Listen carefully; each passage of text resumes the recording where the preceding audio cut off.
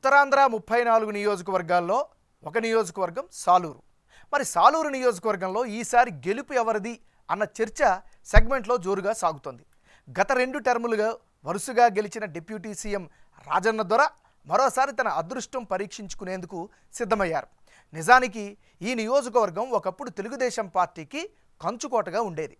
ఆ తర్వాత కాంగ్రెస్, ఇప్పుడు వైఎస్ఆర్ కాంగ్రెస్ పార్టీ హవా పెరిగిపోయింది. మరి ఈసారి అసెంబ్లీ ఎన్నికల్లో సాలూరు నియోజకవర్గం ఓటర్ నాడి ఎలా ఉందో తెలుసుకునే ముందు 2019 అసెంబ్లీ ఫలితాలను ఒకసారి చూద్దాం. 2019 అసెంబ్లీ ఎన్నికల్లో సాలూరు నియోజకవర్గంలో వైసీపీ అభ్యర్థిగా పోటీ చేసిన రాజన్న దొర 51% ఓట్లతో గెలిచారు. తెలుగుదేశం పార్టీ నుంచి పోటీ చేసిన రాజేంద్ర ప్రతాప్ 38% ఓట్లు రాబట్టారు. ఇతరులకు 11% ఓట్లు వచ్చాయి. ఇందులో 3.21% ఓట్లు నోటాకి పడ్డాయి. అంటే ఏ అభ్యర్థికి కూడా తమకు ఇష్టం లేదని 3% మంది తమ అసంతృప్తిని వ్యక్తం చేశారు. గత ఎన్నికల్లో రాజన్న దొర ఇమేజ్తో పాటు వైఎస్ జగన్ వేవ్ గెలుపులో కీలక పాత్ర పోషించింది.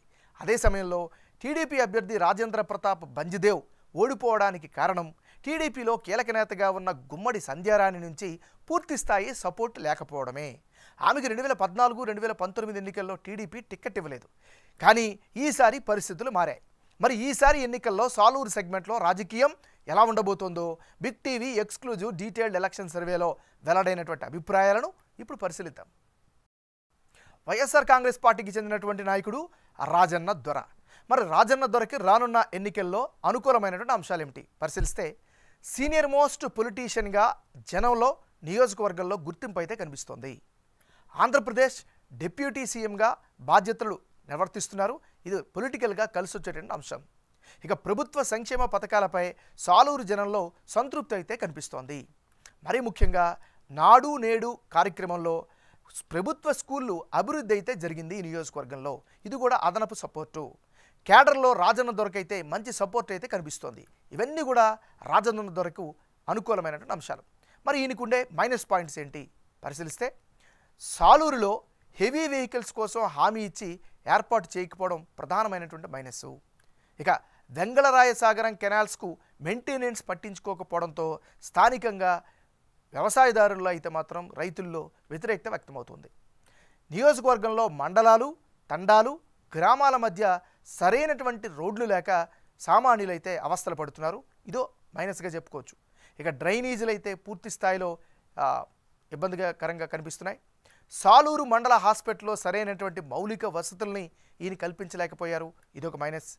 ఇక జూట్ మిల్ పాండమిక్ నుంచి తెరుచుకోకపోవడం కూడా మరో మైనస్గా చెప్పుకోవచ్చు. ఇది ఈయనకి సంబంధించినటువంటి ప్లస్లు, మైనస్లు.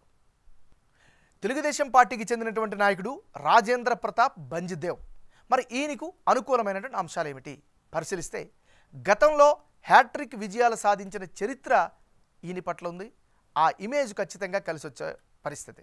తెలుగుదేశం పార్టీలో గుర్తింపు ఉన్నటువంటి నాయకుడిగా ఈయనకైతే ఇమేజ్ కనిపిస్తుంది. ఇక సంధ్యారాణితో కలిసి ప్రచారాలు నిర్వర్తిస్తుండడం కూడా రాజేంద్ర ప్రతాప్ బంజిదేవ్కి అనుకూలమైనటువంటి అంశాలు.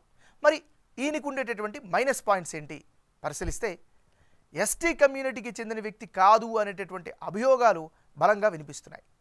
మరోవైపు వయసు పైబడడంతో టిక్కెట్ దక్కడంపై డౌట్ అయితే వ్యక్తమవుతుంది. ఇది ఈయనకు ఉండేటటువంటి ప్లస్లు, మైనస్లు. తెలుగుదేశం పార్టీకి చెందినటువంటి నాయకురాలు గుమ్మడి సంధ్యారాణి. మరి సంధ్యారాణికి రానున్న ఎన్నికల్లో అనుకూలమైనటువంటి అంశాలు ఏమిటి పరిశీలిస్తే, తెలుగుదేశం పార్టీ పొలిట్ బ్యూరో మెంబర్గా గుర్తింపునైతే పొందారు. అది రాజకీయంగా పార్టీ పరంగా కలిసి వచ్చే అంశం. ఇక సాలూరులో యాక్టివ్గా రాజకీయాలు చేస్తూ వస్తున్నారు. ఇదొక అదనపు బలం. జనంలో అయితే మంచి ఇమేజ్ని అయితే సంపాదించుకున్నారు సంధ్యారాణి. అది కూడా అనుకూలమైనటువంటి ఫ్యాక్టర్. మరీ ముఖ్యంగా ప్రజా సమస్యల పరిష్కారంపై ముందుంటారు. ఎక్కడ సమస్య వచ్చినా ప్రశ్నిస్తారు అనేటటువంటి అభిప్రాయం ఈమె పట్ల కనిపిస్తుంది. ఇవన్నీ గుమ్మడి సంధ్యారానికి ఉండేటటువంటి అనుకూలమైనటువంటి అంశాలు. మరి ఈమెకు ఉండేటటువంటి మైనస్ పాయింట్స్ ఏంటి పరిశీలిస్తే, రానున్న ఎన్నికల్లో రాజన్న దొరను ఏ మేరకు ఎదుర్కొంటారు అనేటటువంటి సందేహం అయితే సర్వత్రా వ్యక్తమవుతుంది. ఇదే ప్రధానమైనటువంటి మైనస్గా చెప్పుకోవచ్చు. ఇది ఈమెకు ఉండేటటువంటి ప్లస్లు, మైనస్లు. రానున్న ఎన్నికల్లో సాలూరు నియోజకవర్గంలో ఎవరెవరు బరిలో ఉంటే ఫలితాలు ఏ విధంగా వచ్చే అవకాశం ఉందో పరిశీలిద్దాం. ముందుగా రాజన్న దొర వర్సెస్ గుమ్మడి సంధ్యారాణి. అంటే ఇప్పటికిప్పుడు సాలూరు నియోజకవర్గంలో ఎన్నికలు జరిగితే వైసీపీ, టీడీపీ మధ్య టఫ్ ఫైట్ ఖాయంగా కనిపిస్తోంది. వైసీపీతో పోలిస్తే తెలుగుదేశం పార్టీకి 1% ఎడ్జ్ కనిపిస్తున్నట్లు బిగ్ టీవీ సర్వేలో తేలింది.